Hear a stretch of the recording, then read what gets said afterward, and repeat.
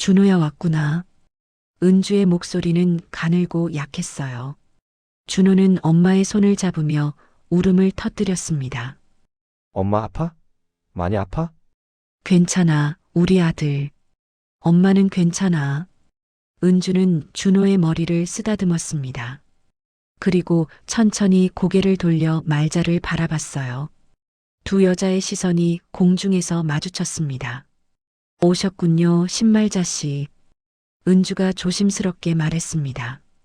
말자는 침대 옆으로 다가가 의자에 앉았어요. 두 사람 사이에 무거운 침묵이 흘렀습니다. 은주가 먼저 입을 열었어요. 죄송합니다. 정말 죄송합니다. 안녕하세요. 은빛낭독실입니다. 오늘 이야기는 손자 생일날 날아온 한 장의 초대장, 그리고 15년 동안 묻어둔 남편의 비밀과 마주하게 된 한 할머니의 사연입니다. 끝까지 들으시다 보면 피보다 더 따뜻한 가족이 무엇인지 한 번쯤 가슴 깊이 떠올리게 되실 거예요. 그럼 지금부터 이야기 시작합니다. 부산 신항만이 한눈에 내려다 보이는 신축 아파트 27층. 새벽 6시, 신말자는 오늘도 어김없이 눈을 떴습니다. 66의 나이에도 잠은 늘 얕았어요.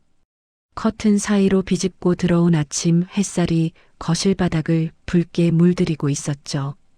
말자는 천천히 몸을 일으켜 창가로 걸어갔습니다. 손에 든 커피잔에서 김이 모락모락 피어올랐어요. 창밖으로 펼쳐진 바다는 거대한 컨테이너 선들을 느릿느릿 받아들이고 내보내고 있었습니다. 말자는 매일 아침 이 자리에 앉아 바다를 바라봤어요. 15년째 반복되는 의식 같은 거였죠. 바다는 참 사람 마음을 오래 흔드네. 혼잣말이 흘러나왔습니다. 남편 신재호가 세상을 떠난 지 15년. 평생을 항만에서 일했던 남편은 심장마비로 갑작스럽게 세상을 떠났어요.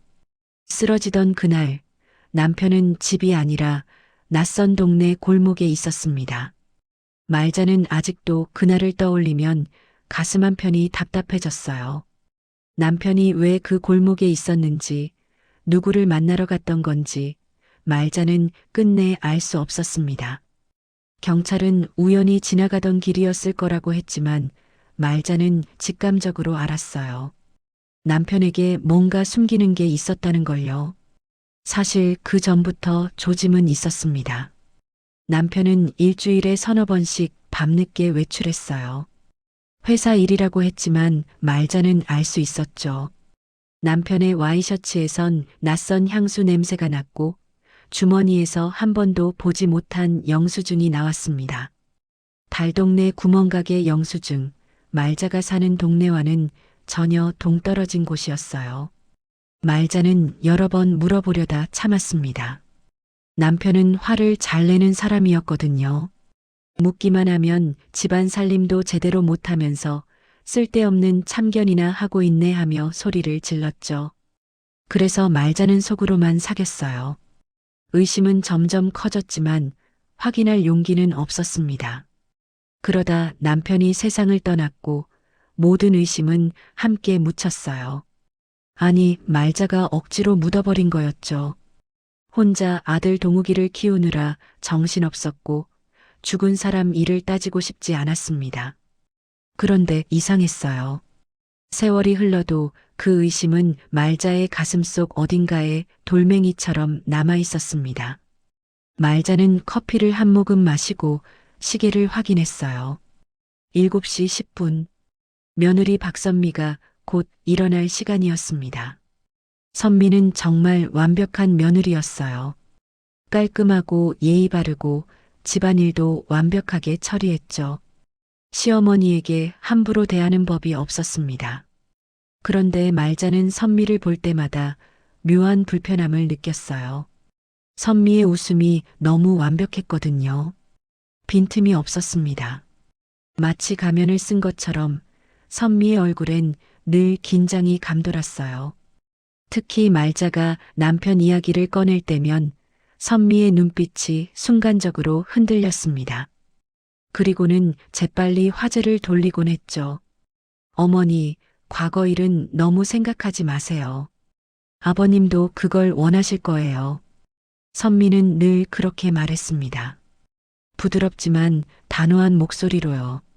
말자는 그럴 때마다 뭔가 선미가 알고 있는 게 있다는 느낌을 받았어요. 하지만 물어볼 수 없었습니다. 며느리와의 관계가 틀어질까봐 두려웠거든요.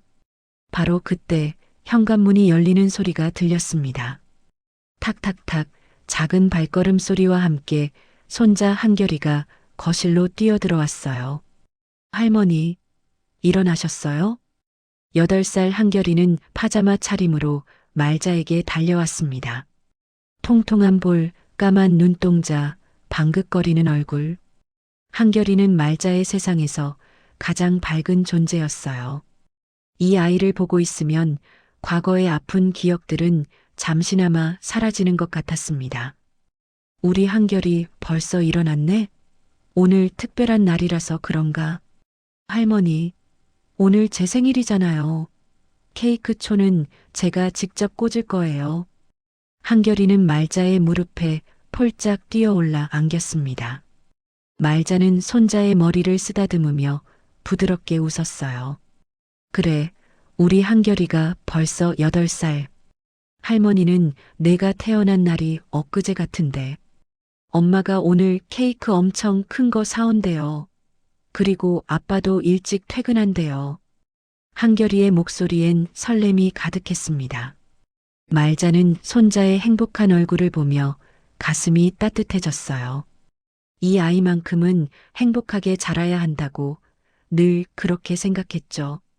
남편의 그림자 같은 건 이 아이에게 드리워지면 안 된다고요. 침실 문이 열리며 선미가 나왔습니다. 단정하게 빗은 머리, 깔끔한 실내복 차림. 선미는 말자를 보자마자 공손하게 인사했어요. 어머니, 주무시긴 잘 주셨어요? 제가 아침 준비할게요. 괜찮아요, 선미야. 오늘은 내가 미역국 끓일게. 한결이 생일인데 할머니가 해야지. 아니에요, 어머니. 제가 할게요. 선미의 말투는 예의 바르지만 단호했습니다. 말자는 더 이상 말하지 않았어요. 선미는 부엌으로 들어가 재빨리 칼과 도마를 꺼냈습니다.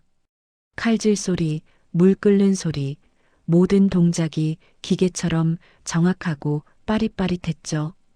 선미는 늘 그랬어요. 너무 완벽해서 오히려 이상할 정도로요. 말자는 다시 창가로 시선을 돌렸습니다. 바다는 오늘따라 유난히 잔잔했어요. 파도 하나 일지 않는 고요한 수면. 그런데 이상하게도 그 고요함이 불안하게 느껴졌습니다. 마치 폭풍이 오기 전에 정적 같았죠. 말자는 가슴 한편이 답답해지는 걸 느꼈어요. 무언가 일어날 것 같은 예감. 설명할 수 없지만 확실한 느낌이었습니다. 말자는 고개를 저으며 생각을 떨쳐내려 했어요. 오늘만큼은 아무 일 없이 지나가면 좋겠네. 말자의 작은 중얼거림은 아침 공기 속으로 사라졌습니다. 하지만 바다는 알고 있었어요. 곧 이 평화로운 일상에 균열이 생길 거라는 걸요. 바다는 낮게, 아주 낮게 울고 있었습니다. 마치 15년 전 묻혔던 비밀이 다시 수면 위로 떠오를 거라고 경고하듯이. 아침 식사가 끝나고 한결이는 거실에서 장난감을 가지고 놀고 있었습니다.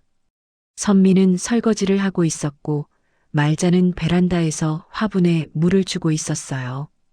평범한 아침이었죠. 그런데 바로 그때였습니다. 초인종이 울렸어요. 말자는 물뿌리개를 내려놓고 현관으로 향했습니다.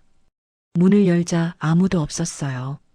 대신 우편함에 뭔가 꽂혀 있었죠. 낯선 압축봉투 하나였습니다. 말자는 봉투를 꺼내 들었어요. 봉투는 누렇게 바른 색이었고 구겨진 자국이 여기저기 있었습니다. 마치 오래전부터 누군가의 서랍 속에 숨겨져 있다가 이제야 빛을 본 것 같았어요. 봉투 겉면에는 삐뚤빼뚤한 글씨로 뭔가 적혀 있었습니다. 신말자 귀하. 말자는 봉투를 뒤집어 봤어요. 보내는 사람 주소는 없었습니다. 글씨는 떨리는 손으로 쓴 것처럼 삐뚤빼뚤했고 잉크가 번진 자국도 있었죠. 말자는 봉투를 뜯었습니다. 안에는 흰 종이 한 장이 들어 있었어요. 종이를 펼치는 순간 말자의 손이 멈췄습니다. 종이엔 단 한 줄의 문장이 적혀 있었어요. 한결이의 형을 만나러 와주세요. 말자는 그 문장을 다시 읽었습니다. 한 번, 두 번, 세 번. 하지만 아무리 읽어도 이해가 되지 않았어요. 한결이의 형? 한결이에게 형이 있다고? 말자의 머릿속이 하얗게 변했습니다. 이게 무슨 소리지? 말자는 중얼거리며 종이를 다시 들여다봤어요. 종이 아래쪽에는 주소가 적혀 있었습니다. 부산 동구 어딘가의 달동네 주소였죠. 말자는 그 주소를 본 순간 심장이 쿵 하고 내려앉는 걸 느꼈어요. 그 동네, 15년 전 남편이 쓰러졌던 바로 그 동네였습니다. 말자의 손이 떨리기 시작했어요. 옛날 기억이 물밀듯이 밀려왔습니다. 남편의 주머니에서 나온 구멍가게 영수증, 낯선 향수 냄새, 설명할 수 없는 외출들, 그리고 죽기 전 마지막으로 쓰러졌던 그 골목. 어머니, 무슨 일이세요? 선미의 목소리가 등 뒤에서 들려왔습니다. 말자는 화들짝 놀라 뒤돌아봤어요. 선미가 앞치마를 두른 채 현관으로 다가오고 있었죠. 선미의 얼굴엔 의아한 표정이 떠올라 있었습니다. 아, 선미야. 이게... 말자는 봉투를 선미에게 내밀었어요. 선미는 봉투를 받아들고 안에 든 종이를 꺼냈습니다. 그리고 종이를 읽는 순간 선미의 얼굴이 하얗게 질렸어요. 이게 뭐예요? 선미의 목소리가 떨렸습니다. 종이를 쥔 선미의 손이 부들부들 떨리고 있었어요. 말자는 선미의 반응을 보며 가슴이 철렁했습니다. 선미가 뭔가 알고 있다는 확신이 들었거든요. 선미야, 이게 무슨 뜻이야? 한결이에게 형이 있다는 게 무슨 소리야? 말자의 목소리는 조용했지만 단호했습니다. 선미는 종이를 말자에게 돌려주며 재빨리 고개를 저었어요. 장난이에요, 어머니. 그냥 장난이에요. 무시하세요. 장난? 이게 장난으로 보여? 말자는 선미의 눈을 똑바로 쳐다봤습니다. 선미는 말자의 시선을 피하며 고개를 돌렸어요. 선미의 숨소리가 빨라지고 있었습니다. 너무 빠르고 얕은 숨소리였죠. 어머니, 그냥 버리세요. 이상한 사람들이 장난으로 보낸 거예요. 선미야, 너 뭔가 알고 있는 거 아니야? 말자의 목소리가 날카로워졌습니다. 선미는 순간 당황한 표정을 지었어요.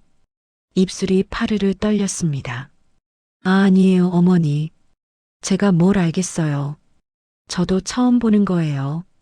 하지만 선미의 말투는 전혀 설득력이 없었어요. 선미는 평소처럼 차분하지 않았습니다. 목소리가 떨렸고 시선이 이리저리 헤맸죠. 말자는 오랜 세월 사람을 봐온 눈으로 알 수 있었어요. 선미가 거짓말을 하고 있다는 걸요. 선미야. 말자가 한 걸음 다가갔습니다. 선미는 뒷걸음질 쳤어요. 어머니, 저 설거지 마저 해야 해서요. 그냥 그 편지 버리세요. 이상한 거예요. 선미는 재빨리 부엌으로 도망치듯 들어갔습니다. 말자는 선미의 뒷모습을 바라보며 입술을 깨물었어요. 뭔가 잘못됐습니다. 분명히 잘못됐어요. 말자는 다시 종이를 들여다봤습니다. 한결이의 형을 만나러 와주세요. 이 한 문장이 말자의 가슴을 파고들었어요. 15년 동안 묻어뒀던 의심들이 다시 고개를 들기 시작했습니다. 남편에게 정말 다른 여자가 있었던 걸까? 그리고 그 여자에게서 아이가 태어난 걸까? 한결이의 형이라니, 그럼 한결이보다 나이가 많은 아이가 어딘가에 있다는 건가? 말자는 거실로 돌아가 소파에 주저앉았어요. 한결이는 여전히 장난감을 가지고 놀고 있었습니다. 아무것도 모르는 천진난만한 얼굴이었죠. 말자는 손자를 보며 가슴이 먹먹해졌어요. 할머니, 왜 그래요? 어디 아파요? 한결이가 말자에게 다가와 물었습니다. 말자는 억지로 미소를 지으며 한결이의 머리를 쓰다듬었어요. 아니야, 한결아. 할머니는 괜찮아. 하지만 말자는 전혀 괜찮지 않았습니다. 종이에 적힌 주소가 자꾸만 머릿속을 맴돌았거든요. 15년 전 남편이 쓰러졌던 그 골목. 말자는 평생 그 골목에 가보지 않았어요. 가고 싶지 않았습니다. 진실을 마주하는 게 두려웠거든요. 하지만 이제는 달랐습니다. 이 작은 봉투 하나가 말자가 15년 동안 애써 외면했던 진실을 끌어올리고 있었어요. 말자는 종이를 주머니에 넣었습니다. 그리고 창밖 바다를 바라봤어요. 바다는 여전히 고요했습니다. 하지만 말자의 마음속엔 거센 파도가 일고 있었죠. 이 편지를 무시할 수 있을까? 아니면 용기를 내서 그 주소로 가봐야 할까? 말자는 아직 결정하지 못했습니다. 하지만 한 가지는 확실했어요. 오늘부터 말자의 일상은 더 이상 평화롭지 않을 거라는 것. 결국 말자는 그날 오후 집을 나섰습니다. 선미에게는 시장에 다녀오겠다고 말했어요. 선미는 의아한 표정으로 말자를 바라봤지만 더 이상 묻지 않았죠. 말자는 주머니 속 종이를 꼭 쥐고 버스에 올랐습니다. 버스는 부산 동구 쪽으로 천천히 달렸어요. 창밖으로 익숙한 풍경들이 지나갔습니다. 신시가지의 깔끔한 건물들이 사라지고 점점 낡은 건물들이 나타나기 시작했죠. 말자는 가슴이 두근거렸어요. 15년 만에 다시 이 동네로 오는 거였습니다. 버스에서 내린 말자는 종이에 적힌 주소를 확인했어요. 골목 안쪽으로 들어가야 했습니다. 말자는 천천히 걸었어요. 골목은 좁았고 담벼락엔 이끼가 끼어 있었습니다. 재개발 예정 지역이라는 팻말이 여기저기 붙어 있었지만 공사는 멈춰 있었어요. 세월이 멈춘 것 같은 풍경이었죠. 구불구불한 골목을 따라 올라가니 낡은 집들이 다닥다닥 붙어 있었습니다. 90년대 텔레비전 드라마에서나 봤던 풍경이었어요. 빨래가 주렁주렁 널린 옥상, 녹슨 철문, 금이 간 시멘트 계단. 말자는 이 골목이 낯설지 않았습니다. 15년 전 남편이 쓰러졌던 곳이 바로 이 근처였거든요. 말자는 주소를 다시 확인하며 걸었어요. 그리고 마침내 한 집 앞에 멈춰 섰습니다. 반지하였어요. 낡은 철문이 반쯤 열려 있었고 계단을 내려가면 집 안으로 들어갈 수 있었죠. 말자는 숨을 깊이 들이마셨습니다. 바로 그때였어요. 집안에서 아이의 웃음소리가 새어나왔습니다. 맑고 밝은 웃음소리였죠. 말자는 그 소리를 들으며 가슴이 철렁했어요. 정말 아이가 있구나. 한결이의 형이라는 아이가 정말 존재하는구나. 말자는 떨리는 손으로 문을 두드렸습니다. 똑똑똑. 안에서 발소리가 들렸어요. 그리고 문이 열렸습니다. 문을 연 사람은 30 중반쯤 되어 보이는 남자였어요. 깡마른 체구의 수척한 얼굴이었지만 눈빛만큼은 또렷했습니다. 남자는 말자를 보자 놀란 표정을 지었어요. 그러고는 이내 씁쓸하게 웃었습니다. 오셨네요. 신말자 어머님. 남자는 말자를 알고 있었어요. 말자는 남자를 처음 보는 얼굴이었지만 남자는 말자를 알고 있었습니다. 말자는 당황했어요. 당신은 누구시죠? 저는 윤태성이라고 합니다. 들어오시죠. 태성은 문을 활짝 열었습니다. 말자는 잠시 망설이다가 집 안으로 들어갔어요. 반지하 집은 좁았고 어두웠습니다. 습기 찬 냄새가 코를 찔렀죠. 하지만 집 안은 깔끔하게 정돈되어 있었어요. 거실 한편에 작은 식탁이 있었고 그 옆에 아이가 앉아 있었습니다. 8살에서 9살쯤 되어 보이는 남자아이였어요. 아이는 색연필로 그림을 그리고 있었습니다. 말자가 들어오자 아이는 고개를 들었어요. 말자는 그 순간 숨이 멎는 것 같았습니다. 아이의 얼굴을 본 순간 모든 게 명확해졌거든요. 아이는 선미를 닮았어요. 눈매가 똑같았습니다. 가늘고 또렷한 눈, 오똑한 코, 분명 선미의 피가 섞인 얼굴이었죠. 하지만 말자의 가슴을 철렁하게 만든 건 그게 아니었어요. 아이의 이마, 인매, 전체적인 얼굴 윤곽이 남편 신재호와 너무나 닮아 있었습니다. 말자는 수십 년을 남편과 함께 살았어요. 남편의 얼굴을 모를 리 없었죠. 저 아이는 남편의 피를 물려받은 게 분명했습니다. 말자는 다리에 힘이 풀려 벽에 손을 짚었어요. 태성이 재빨리 의자를 가져왔습니다. 앉으시죠, 어머님. 말자는 의자에 주저앉았어요. 머릿속이 하얗게 변했습니다. 태성은 아이에게 조용히 말했어요. 준호야, 방에 들어가서 놀고 있을래? 네, 아저씨. 준호라는 이름의 아이는 고개를 끄덕이고 안쪽 방으로 들어갔습니다. 문이 닫히자 태성은 말자 맞은편에 앉았어요. 그리고 조심스럽게 입을 열었습니다. 놀라셨죠? 당연하실 겁니다. 도대체 이게 무슨 일이죠? 저 아이는 누구예요? 말자의 목소리가 떨렸습니다. 태성은 잠시 침묵했어요. 그리고 천천히 말했습니다.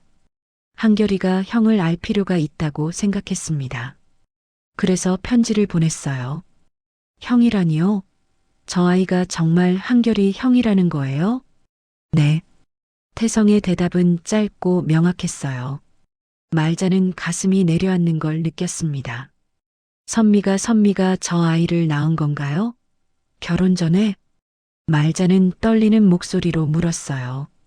태성은 고개를 저었습니다. 아닙니다. 선미 씨는 저 아이 엄마가 아닙니다. 그럼 누가? 말자의 질문에 태성은 잠시 망설였어요. 그리고 조용히, 아주 조용히 말했습니다. 저 아이는 어머님 남편분과 관련된 아이입니다. 순간 말자의 귀가 먹먹해졌어요. 태성의 말이 천천히 뇌리에 박혔습니다. 남편, 신재호. 15년 전 세상을 떠난 남편 말이죠. 무슨 소리예요? 말자는 떨리는 손으로 자신의 가슴을 쥐었습니다. 태성은 말자를 똑바로 바라보며 말했어요. 어머님 남편분 예전에 이 근처에 아는 여자가 있었습니다. 그 여자가 저 아이를 낳았어요. 말자는 말문이 막혔습니다. 15년 동안 품었던 의심이 현실로 드러나는 순간이었어요. 남편에게 정말 다른 여자가 있었던 거였습니다. 그리고 그 여자에게서 아이까지 낳았던 거죠. 말자는 고개를 떨구었어요. 눈물이 핑 돌았습니다. 하지만 울 수 없었어요. 너무 많은 감정이 한꺼번에 밀려와서 어떤 감정을 먼저 느껴야 할지 알 수 없었거든요. 그럼 선미는 이 사실을 알고 있었나요? 말자가 고개를 들며 물었습니다. 태성은 천천히 고개를 끄덕였어요. 네. 선미 씨는 알고 있었습니다. 그 순간 말자는 모든 게 이해됐어요. 선미의 완벽한 미소, 긴장된 눈빛, 남편 이야기만 나오면 화제를 돌리던 모습, 선미는 처음부터 알고 있었던 거였습니다. 시아버지의 숨겨진 아이를, 이 골목에 사는 아이를요. 말자는 의자에 기댄 채 눈을 감았습니다. 15년 동안 묻어뒀던 진실이 이제 말자 앞에 놓여 있었어요. 말자는 한참을 침묵했습니다. 태성도 말없이 기다렸어요. 방 안은 무겁게 가라앉았죠. 시계 초침 소리만 째깍째깍 울릴 뿐이었습니다. 말자는 천천히 고개를 들었어요. 눈가가 붉어져 있었지만 눈물은 흘리지 않았습니다. 말자는 태성을 똑바로 바라보며 물었어요. 저 아이 엄마는 어디 있나요? 태성은 잠시 망설이더니 입을 열었습니다. 지금은 병원에 입원해 계십니다. 말기암이에요. 말자의 가슴이 철렁했어요. 태성은 계속해서 말했습니다. 저 아이 엄마 이름은 김은주예요. 이 근처에서 오래전부터 살았던 분이죠. 어머님, 남편분과는 십몇 년 전에 알게 되셨다고 들었습니다. 십몇 년 전이라면 말자는 재빨리 계산했어요. 그때 남편은 살아 있었습니다. 그리고 자주 외출했던 시기였죠. 말자의 가슴 속에서 뭔가 무너져 내렸어요. 어머님, 남편분이 돌아가시기 전까지 은주 씨와 왕래가 있었다고 합니다. 그리고 준호가 태어났어요. 태성의 말은 담담했지만 무거웠습니다. 말자는 주먹을 꽉 쥐었어요.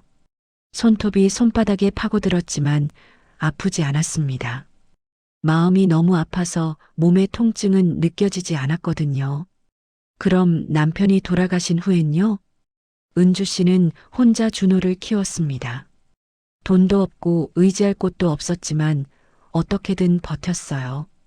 그런데 3년 전부터 몸이 안 좋아지기 시작했죠. 병원에 갔더니 암이었습니다. 말자는 입술을 깨물었어요. 복잡한 감정이 밀려왔습니다. 남편을 미워해야 할까? 그 여자를 미워해야 할까? 아니면 이 모든 상황을 미워해야 할까? 말자는 알 수 없었어요. 그래서 당신은 왜 이 일에 관여하고 있는 거죠? 말자가 태성을 날카롭게 바라보며 물었습니다. 태성은 잠시 시선을 내렸어요. 저는 선미 씨의 전 남자친구입니다. 말자의 눈이 커졌어요. 태성은 쓸쓸하게 웃으며 말을 이었습니다. 선미 씨와 저는 대학교 때 만났어요. 사귀었죠. 그런데 선미 씨가 신동욱 씨를 만나면서 헤어졌습니다. 그때는 많이 힘들었어요. 태성은 잠시 말을 멈췄습니다. 그리고 천천히 이어갔어요. 선미 씨가 결혼하고 3년쯤 지났을 때였어요. 우연히 이 근처를 지나가다 은주 씨를 만났습니다. 은주 씨는 힘들어 보였어요. 아이를 업고 막노동 현장으로 가는 모습이었죠. 말자는 태성의 이야기를 조용히 들었습니다. 그때 은주 씨 얘기를 들었어요. 신재호 씨라는 사람과의 관계, 그리고 그 사람이 돌아가신 후 혼자 아이를 키우고 있다는 거요. 저는 그냥 지나칠 수가 없었습니다. 왜요? 당신과는 아무 상관도 없는 일인데. 선미 씨 때문이었습니다.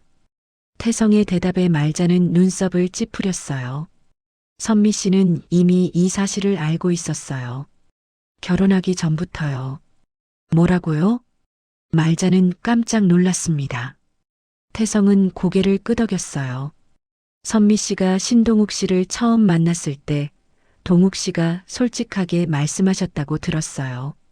아버지에게 숨겨진 아이가 있을지도 모른다고요. 동욱 씨도 나중에 우연히 알게 되셨던 거죠. 말자는 숨이 막혔습니다. 아들도 알고 있었다니, 며느리도 알고 있었다니. 그런데 정작 말자만 모르고 있었던 거예요. 그래서 선미 씨는 결혼하기 전부터 이 사실을 알고 있었습니다. 하지만 어머님께는 말씀드릴 수 없었던 거죠. 가정이 무너질까봐, 어머님이 상처받을까봐요. 바로 그때였습니다. 현관문이 벌컥 열리더니 선미가 뛰어들어왔어요. 선미의 얼굴은 눈물범벅이었고 숨을 헐떡이고 있었습니다. 어머니, 선미는 말자에게 달려와 무릎을 꿇었어요. 선미의 손이 말자의 손을 잡았습니다. 어머니, 죄송해요. 정말 죄송해요. 선미는 울먹이며 말했습니다. 말자는 선미를 내려다봤어요. 선미의 얼굴엔 진심 어린 후회가 가득했습니다. 선미야, 어머니, 그때는 진짜 말씀드릴 수가 없었어요. 결혼하기 전에 동욱 오빠한테 들었어요. 아버님께 다른 여자분이 있었고 그분한테서 아이가 있을지도 모른다고요. 선미는 눈물을 닦으며 계속 말했어요. 저는 동욱 오빠를 사랑했어요. 결혼하고 싶었고요. 그래서 그 사실을 받아들였습니다. 하지만 어머님께는 차마 말씀드릴 수가 없었어요. 어머님이 얼마나 힘들어 하실지 알았거든요. 말자는 선미의 손을 뿌리쳤습니다. 선미가 흠칫했어요. 그래서 나만 바보처럼 아무것도 모르고 살게 내버려 둔 거야? 말자의 목소리는 낮았지만 날카로웠어요. 선미는 고개를 떨궜습니다. 죄송해요, 어머니. 말씀드렸어야 했는데 용기가 없었어요. 동욱이도 알고 있었어? 내 아버님이 돌아가시기 전에 동욱 오빠가 우연히 알게 됐대요. 하지만 오빠도 어머님께 말씀드릴 수 없었던 거예요. 말자는 뒤로 물러나 벽에 기댔습니다. 머릿속이 복잡했어요. 남편의 배신, 아들의 침묵, 며느리의 거짓말. 모든 게 한꺼번에 무너져 내리는 기분이었습니다. 그럼 지금까지 너희들은 나한테 거짓말을 해온 거네. 십몇 년 동안. 어머니, 나는 바보였어. 남편 의심하면서도 확인할 용기가 없었고, 너희들 믿으면서도 뭔가 이상하다고 느꼈는데 물어보지 못했지. 말자는 자조적으로 웃었어요. 선미는 울면서 말자에게 다가갔습니다. 어머니, 정말 죄송해요. 가정이 무너질까봐, 어머님이 더 아파하실까봐 그랬어요. 말자는 선미를 밀어냈습니다. 그리고 준호가 있는 방을 바라봤어요. 저 안에 남편의 피를 이어받은 아이가 있습니다. 한결이의 형이라는 아이가요. 말자는 깊게 한숨을 쉬었어요. 15년 동안 묻어뒀던 진실이 이제 말자 앞에 모두 드러났습니다. 이제 말자는 선택해야 했어요. 이 진실을 어떻게 받아들일 것인지를. 말자는 반지하 집을 빠져나왔습니다. 선미가 뒤따라 나왔지만 말자는 선미를 돌아보지 않았어요. 골목을 빠르게 걸으며 말자는 입술을 깨물었습니다. 15년 동안 품었던 의심이 진실이었다는 사실이 칼처럼 가슴을 도려냈어요. 버스를 타고 집으로 돌아오는 내내 말자는 창밖만 바라봤습니다. 스쳐 지나가는 풍경들이 눈에 들어오지 않았어요.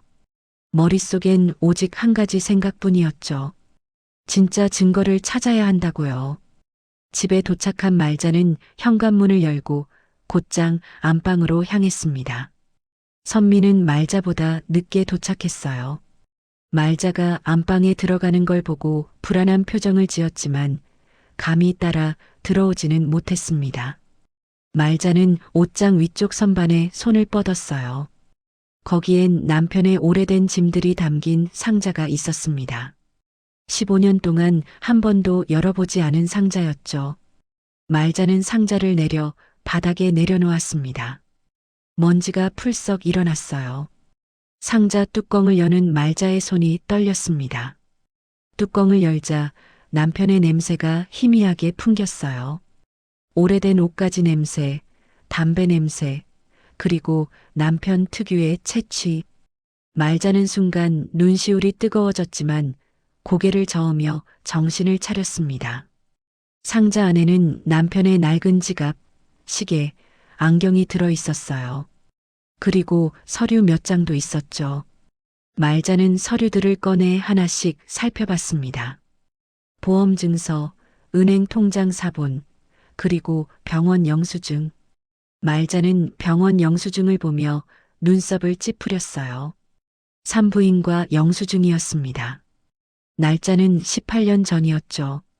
환자 이름은 김은주. 말자는 그 이름을 보며 가슴이 철렁했어요. 태성이 말했던 그 여자의 이름이었습니다. 당신이 병원비까지 냈구나. 말자는 중얼거렸어요. 남편은 그 여자의 출산비를 대준 거였습니다. 말자는 손이 부들부들 떨렸어요.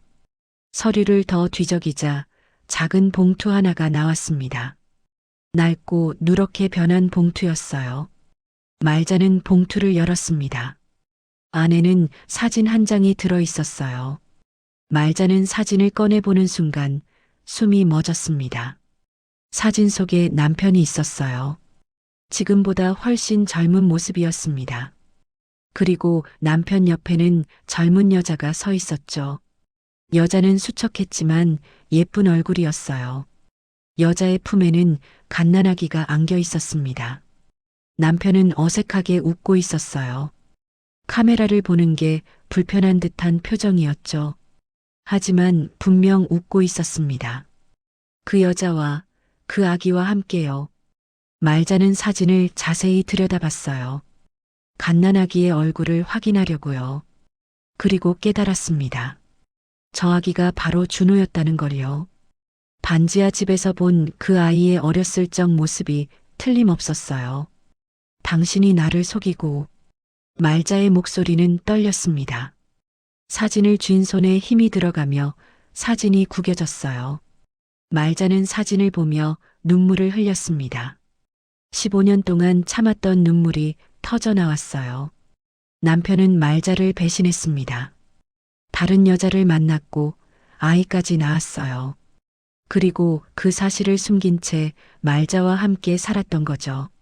말자는 자신이 얼마나 바보 같았는지 깨달았어요. 바로 그때 방문이 열리며 선미가 들어왔습니다. 선미는 바닥에 주저앉아 사진을 쥐고 우는 말자를 보며 얼어붙었어요. 어머니. 선미가 조심스럽게 다가왔습니다. 하지만 말자는 선미를 쳐다보지도 않았어요. 말자는 사진을 내려놓고 천천히 일어났습니다. 그리고 창문으로 걸어가 바다를 바라봤어요. 바다는 여전히 고요했습니다. 하지만 말자의 마음속엔 폭풍이 몰아치고 있었죠. 한참을 침묵하던 말자가 입을 열었어요. 아이를 데려올 거야. 선미가 깜짝 놀라며 말자를 쳐다봤습니다. 어머니, 무슨 말씀을? 준호. 그 아이 말이야. 데려와서 키울 거야. 말자의 목소리는 단호했습니다. 선미는 당황하며 말했어요. 어머니, 그건 너무 갑작스러운 결정이에요. 좀 더 생각해 보세요. 생각 다 했어. 한결이의 형이라면, 우리 집안 피를 이어받은 아이라면 내가 책임져야지. 하지만 어머니, 아이 엄마가 있잖아요. 태성 씨 말 들었잖아. 그 여자 병원에 입원해 있다며. 말기암이라고 했어. 그럼 아이는 어떻게 되는데? 선미는 할 말을 잃었어요. 말자는 선미를 똑바로 바라보며 말했습니다. 남편이 잘못한 건 맞아. 나를 배신했고 다른 여자한테 가서 아이까지 낳았지. 하지만 그건 어른들 잘못이야. 아이한테 무슨 죄가 있어? 어머니, 준호는 한결이 형이야. 우리 가족이라고. 내가 그 아이를 외면하면 한결이한테도 미안해. 말자의 눈빛은 확고했어요. 선미는 입술을 깨물었습니다. 동욱 오빠한테 말씀드려야 해요. 이건 어머니 혼자 결정할 문제가 아니에요. 그럼 동욱이한테 말해. 내 결심은 변하지 않아. 말자는 돌아서서 다시 상자를 정리하기 시작했어요. 선미는 말자의 뒷모습을 바라보며 한숨을 쉬었습니다. 그리고 조용히 방을 나갔죠. 말자는 혼자 남아 사진을 다시 들여다봤어요. 남편의 얼굴, 여자의 얼굴, 그리고 갓난아기. 말자는 사진 속 아기를 손가락으로 쓰다듬었습니다. 미안하다, 준호야. 할머니가 진작 널 찾았어야 했는데. 말자의 눈에서 다시 눈물이 흘러내렸어요. 하지만 이번엔 슬픔만의 눈물이 아니었습니다. 결심의 눈물이었죠. 말자는 사진을 가슴에 안았습니다. 그리고 창밖 바다를 바라보며 조용히 중얼거렸어요. 이제 시작이야. 진짜 가족이 되는 게. 하지만 말자는 알지 못했습니다. 이 결심이 가족 안에 또 다른 파동을 일으킬 거라는 걸요. 더 큰 충돌이 기다리고 있다는 걸요. 며칠이 흘렀습니다. 말자는 준호를 데려오겠다는 결심을 했지만 쉽게 실행에 옮기지 못했어요. 아들 동욱이와 긴 대화를 나눴고 동욱이는 처음엔 반대했습니다. 하지만 말자의 단호한 의지를 꺾을 순 없었죠. 엄마가 그렇게 원하신다면 제가 뭐라 할 수 있겠어요. 동욱이는 결국 고개를 끄덕였습니다. 선미도 더 이상 반대하지 않았어요. 다만 한결이에게 어떻게 설명할지가 문제였죠. 어느 토요일 오후 말자는 다시 그 반지하 집으로 향했습니다. 이번에는 혼자가 아니었어요. 선미가 함께였죠. 두 사람은 말없이 골목을 걸었습니다. 분위기는 무겁고 어색했어요. 반지하 집 앞에 도착하자 태성이 문을 열었습니다. 태성은 말자를 보며 조용히 인사했어요. 오셨네요. 준호 만나러 왔어요. 말자의 목소리는 차분했습니다. 태성은 고개를 끄덕이고 안으로 안내했어요. 거실에는 준호가 책상에 앉아 그림을 그리고 있었습니다. 준호는 말자를 보자 그림 그리던 손을 멈췄어요. 안녕, 준호야. 말자는 준호에게 다가가 앉았습니다. 준호는 조심스럽게 말자를 쳐다봤어요. 어린 나이지만 준호의 눈빛엔 성숙함이 깃들어 있었습니다. 힘든 환경에서 자란 아이만이 가질 수 있는 눈빛이었죠. 할머니 또 오셨어요? 준호가 작은 목소리로 물었습니다. 말자는 준호의 얼굴을 찬찬히 들여다봤어요.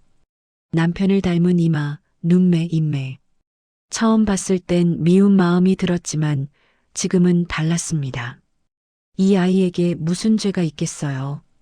그래, 할머니가 너 보러 왔어. 말자는 부드럽게 웃으며 준호의 머리를 쓰다듬었어요. 준호는 어색하게 웃었습니다. 말자는 준호가 그리던 그림을 내려다봤어요. 바다 그림이었습니다. 파란 바다와 하얀 배, 그리고 갈매기가 그려져 있었죠. 바다 그림이네. 바다 좋아하니? 네. 엄마가 나중에 바다 보러 가자고 했어요. 근데 엄마가 아파서 못 갔어요. 준호의 목소리가 작아졌습니다. 말자는 가슴이 아팠어요. 이 어린아이가 얼마나 힘들었을까요? 아픈 엄마를 보며 미래를 알 수 없는 불안 속에서 살아왔을 텐데요. 말자는 깊게 숨을 들이마셨습니다. 그리고 준호의 손을 잡았어요. 준호야, 할머니가 너한테 할 말이 있어. 준호는 말자를 바라봤습니다. 말자는 천천히 조심스럽게 말했어요. 내 엄마가 많이 아프다는 거 알지? 준호는 고개를 끄덕였어요. 눈가가 촉촉이 젖어 있었습니다. 엄마가 나아질까요? 그건 할머니도 모르겠다. 하지만 내 엄마는 너를 많이 사랑하신다는 건 확실해. 말자는 준호를 꼭 안아줬습니다. 준호는 말자의 품에 안겨 작게 흐느꼈어요.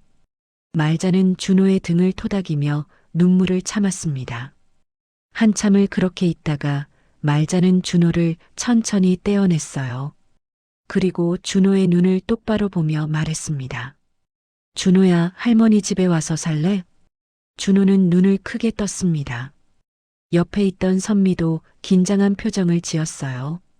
말자는 준호의 손을 꼭 쥐며 말했습니다. 할머니 집에 오면 따뜻한 방도 있고 맛있는 밥도 먹을 수 있어. 그리고 내 동생도 있단다. 한결이라고 너랑 나이도 비슷해. 준호는 말자를 멍하니 바라봤어요. 그러더니 조심스럽게 물었습니다. 저 정말 가도 돼요? 저 같은 애가 할머니 집에 가도 되는 거예요? 말자는 가슴이 찢어지는 것 같았어요. 이 어린아이가 자신을 저 같은 애라고 표현하다니. 얼마나 주눅들어 살았으면 이런 말을 할까요? 준호야, 넌 아무 잘못 없어. 어른들이 잘못한 거야. 넌 그냥 할머니 손자야. 말자는 준호를 다시 안아줬습니다. 준호는 말자의 품에서 조용히 울었어요.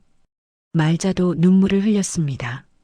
15년 동안 쌓였던 분노, 원망, 슬픔, 모든 감정이 눈물과 함께 흘러나왔어요.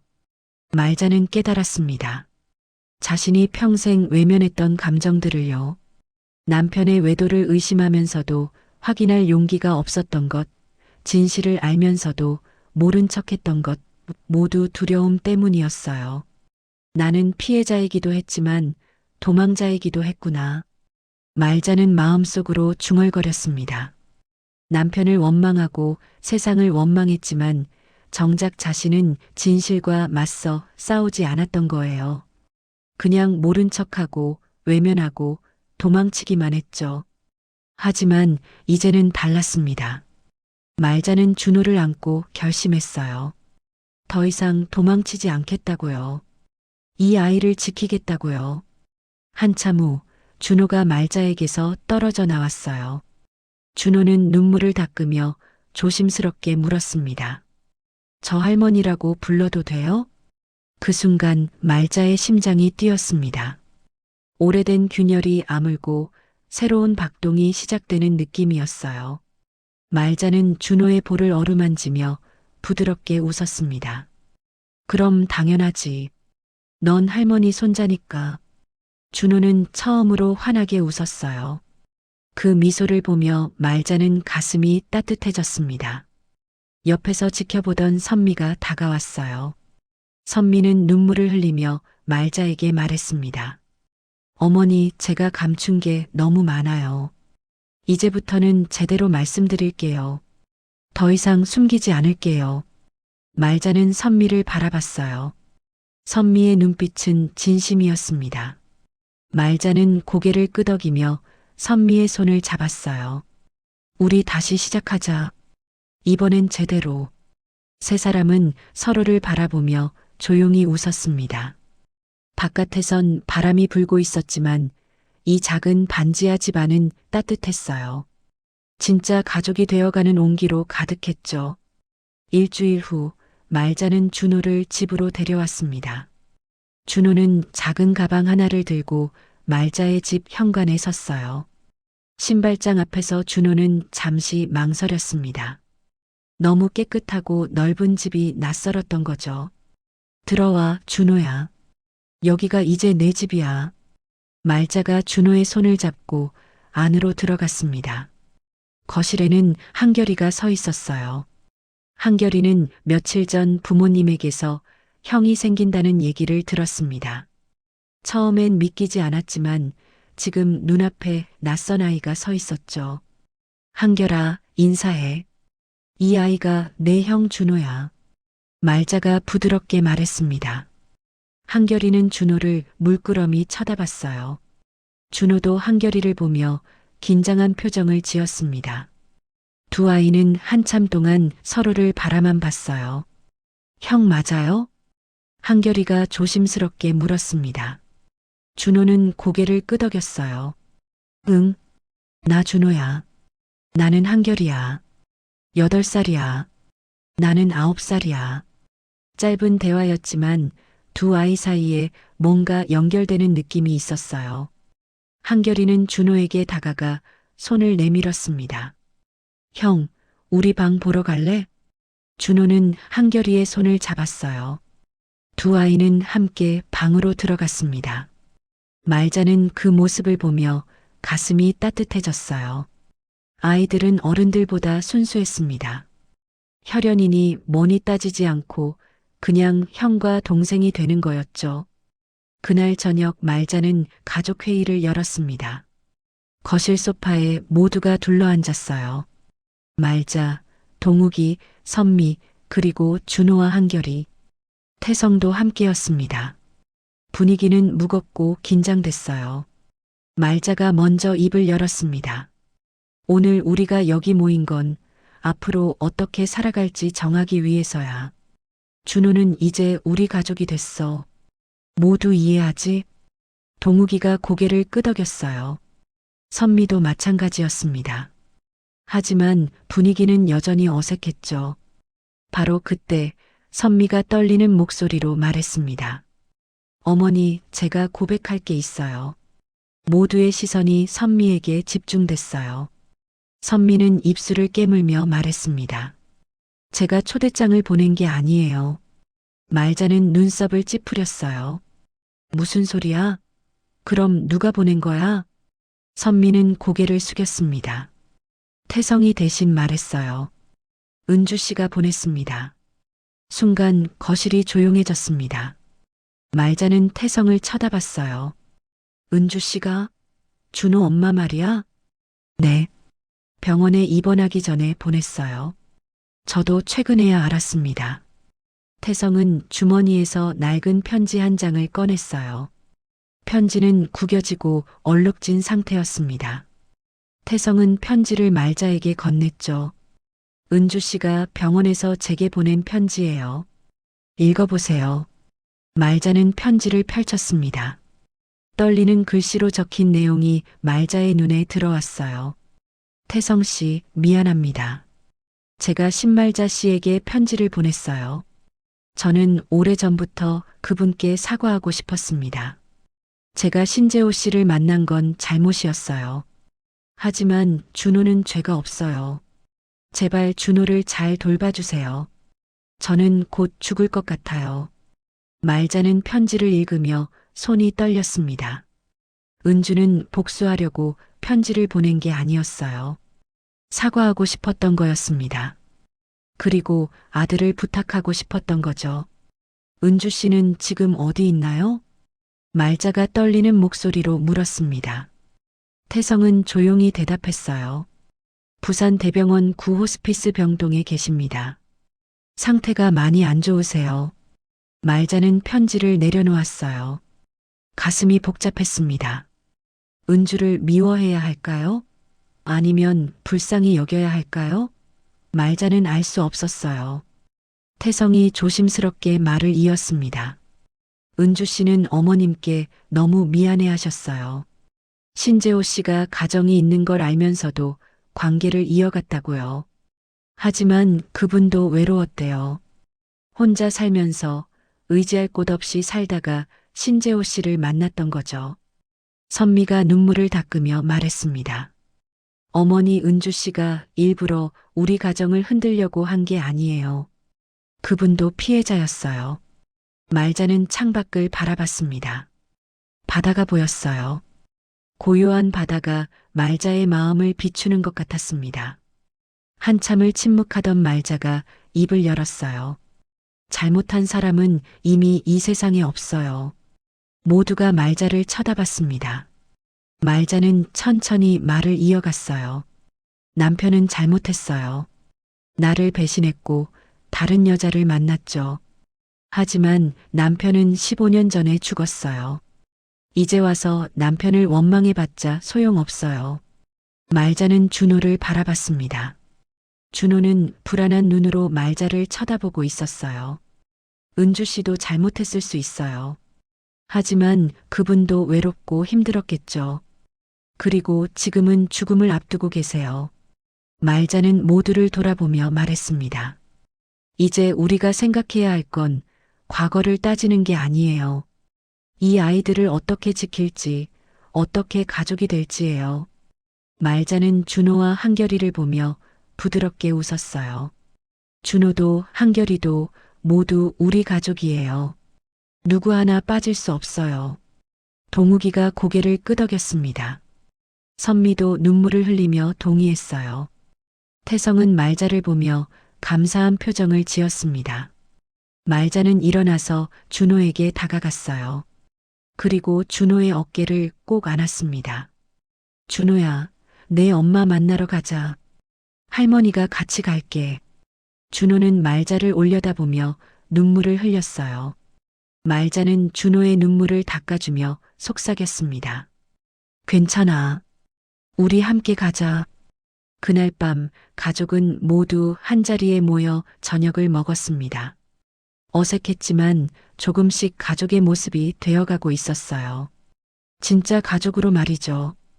다음 날 아침 말자는 준호의 손을 잡고 병원으로 향했습니다. 부산 대병원 구호스피스 병동은 조용했어요. 복도를 걷는 말자의 발걸음은 무겁지만 단호했습니다. 준호는 말자의 손을 꼭 쥐고 있었죠. 병실 문 앞에 섰을 때 말자는 잠시 망설였어요. 문 너머에는 남편의 또 다른 여자가 있었습니다. 15년 동안 미워했던, 아니 미워하려 했던 사람이 있었죠. 말자는 깊게 숨을 들이마시고 문을 열었습니다. 침대에 누운 여자는 너무나 수척했어요. 김은주는 마른 나뭇가지처럼 앙상한 몸으로 침대에 누워 있었습니다. 산소호흡기가 연결되어 있었고 기계음만이 조용히 울리고 있었죠. 엄마, 준호가 은주에게 달려갔습니다. 은주는 천천히 눈을 떴어요. 아들을 보는 순간 은주의 눈가에 눈물이 맺혔습니다. 준호야 왔구나. 은주의 목소리는 가늘고 약했어요. 준호는 엄마의 손을 잡으며 울음을 터뜨렸습니다. 엄마 아파? 많이 아파? 괜찮아, 우리 아들. 엄마는 괜찮아. 은주는 준호의 머리를 쓰다듬었습니다. 그리고 천천히 고개를 돌려 말자를 바라봤어요. 두 여자의 시선이 공중에서 마주쳤습니다. 오셨군요, 신말자 씨. 은주가 조심스럽게 말했습니다. 말자는 침대 옆으로 다가가 의자에 앉았어요. 두 사람 사이에 무거운 침묵이 흘렀습니다. 은주가 먼저 입을 열었어요. 죄송합니다. 정말 죄송합니다. 은주의 목소리는 떨렸습니다. 말자는 은주를 바라봤어요. 은주의 얼굴엔 후회와 미안함이 가득했습니다. 신재호 씨가 가정이 있는 줄 알면서도 저는 외로워서 그분을 놓지 못했어요. 변명의 여지가 없어요. 정말 죄송합니다. 은주는 눈물을 흘렸어요. 말자는 한참을 침묵했습니다. 수십 가지 말이 목구멍까지 올라왔지만 쉽게 나오지 않았어요. 말자는 천천히 입을 열었습니다. 미워했어요. 당신을, 남편을 빼앗아간 사람이라고 생각했죠. 은주는 고개를 숙였습니다. 하지만 이제 보니 당신도 피해자였네요. 남편도 당신도 나도. 우리 모두 상처받았어요. 말자의 목소리는 차분했습니다. 은주는 놀란 표정으로 말자를 쳐다봤어요. 준호는 죄가 없어요. 어른들 잘못을 아이가 왜 짊어져야 해요. 말자는 준호를 보며 부드럽게 웃었습니다. 준호는 이제 우리 가족이에요. 제가 책임지고 키울게요. 은주는 눈물을 주르르 흘렸어요. 입술이 파르르 떨렸습니다. 감사합니다. 정말 감사합니다. 제가 죽어도 여한이 없어요. 말자는 은주의 손을 잡았습니다. 두 여자의 손이 맞닿는 순간 오래된 원한이 조금씩 녹아내렸어요. 준호 잘 키우세요. 준호는 착한 아이예요. 부디 행복하게 해주세요. 그럴게요. 약속해요. 은주는 말자를 보며 희미하게 웃었습니다. 그리고 천천히 눈을 감았어요. 숨소리가 점점 약해졌습니다. 이틀 후 김은주는 조용히 세상을 떠났습니다. 마지막 순간까지 은주는 준호의 손을 잡고 있었어요. 은주가 남긴 메모에는 단 한 줄이 적혀 있었습니다. 아이만은 따뜻한 곳에서 살게 해주세요. 장례는 조촐하게 치러졌습니다. 말자와 가족들이 모두 참석했어요. 준호는 엄마의 영정사진 앞에서 한참을 울었습니다. 말자는 준호를 꼭 안아주며 함께 울었죠. 한 달이 지났습니다. 준호는 말자의 집에 완전히 적응했어요. 한결이와 준호는 이제 진짜 형제처럼 지냈습니다. 둘은 함께 학교에 가고 함께 숙제를 하고 함께 놀았죠. 어느 토요일 아침 말자는 두 손자를 데리고 시장에 갔습니다. 준호와 한결이는 말자의 양옆에서 손을 잡고 걸었어요. 생선 가게 앞에서 줄을 설 때 두 아이는 똑같이 말자를 올려다보며 웃었습니다. 할머니, 오늘 뭐 해 먹을 거예요? 한결이가 물었습니다. 할머니, 저 생선 좋아해요. 준호도 신나게 말했어요. 말자는 두 손자를 보며 가슴이 벅차올랐습니다. 두 아이는 이제 완전히 형제의 얼굴이 되어 있었어요. 혈연이니 뭐니 따질 필요 없었습니다. 그냥 형과 동생, 할머니의 손자들이었죠. 집으로 돌아오는 길, 선미가 말자에게 조심스럽게 말했습니다. 어머니, 저도 준호 키우는데 도울게요. 제대로 엄마 역할 하겠습니다. 말자는 선미를 보며 빙그레 웃었어요. 우리 가족이니까 당연한 거지. 선미는 눈시울이 붉어졌습니다. 말자는 선미의 어깨를 토닥였어요. 그날 저녁 온 가족이 식탁에 둘러앉아 저녁을 먹었습니다. 동욱이가 회사 얘기를 하고 선미가 웃으며 반찬을 덜어주고 한결이와 준호는 제잘제잘 학교 이야기를 했어요. 평범한 가족의 저녁 식사였습니다. 식사 후 말자는 두 손자를 데리고 베란다로 나갔어요. 창밖으로 바다가 보였습니다. 석양이 바다를 붉게 물들이고 있었죠. 말자는 준호를 품에 안았습니다. 그리고 준호의 귀에 조용히 속삭였어요. 준호야, 내 아버지는 잘못했어. 할머니도 처음엔 많이 화났었어. 하지만 이제 할머니가 잘할게. 너도 한결이도 모두 할머니 손자야. 준호는 말자를 올려다보며 환하게 웃었습니다. 네, 할머니. 한결이도 말자에게 안기며 말했어요. 할머니, 나도 형이랑 같이 있어서 좋아요. 말자는 두 손자를 꼭 안았습니다. 눈가에 눈물이 맺혔지만 이번엔 슬픔의 눈물이 아니었어요. 감사와 기쁨의 눈물이었습니다. 바다는 고요했습니다. 오래된 악연을 씻어내듯 석양빛에 반짝이며 잔잔히 출렁이고 있었어요. 말자의 새로운 가족은 이렇게 조용히 그러나 단단하게 시작되고 있었습니다. 남편의 배신으로 시작된 상처였지만 결국 말자가 붙잡은 건 미움이 아니라 두 손자의 작은 손이었습니다. 우리 인생도 어쩌면 용서할 수 없다고 믿었던 자리에서 다시 시작되는 건 아닐까 그런 생각이 드는 이야기였죠. 이 사연이 마음에 남으셨다면 구독과 좋아요, 알림 설정으로 은빛 낭독실의 다음 이야기도 함께 해주세요. 오늘도 끝까지 함께 해주셔서 진심으로 감사합니다. 우리는 다음 이야기에서 다시 만나요.